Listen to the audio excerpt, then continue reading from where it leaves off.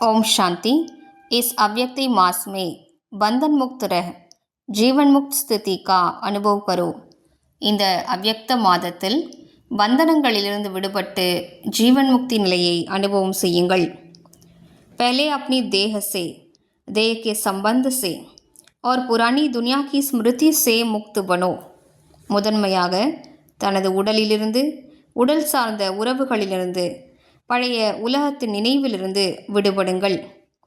जब इस मुक्ति की अवस्था का अनुभव करेंगे तब मुक्त होने के बाद जीवन मुक्ति का अनुभव स्वतः होगा।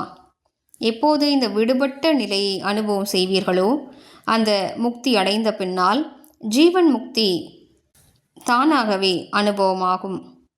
तो चेक करो जीवन में रहते हुए देह के संबंध और पुरानी दुनिया की आकर्षण से कहाँ तक मुक्त बने हैं।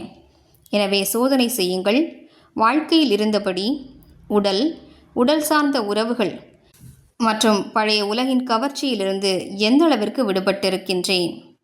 ஓம் சாந்தி।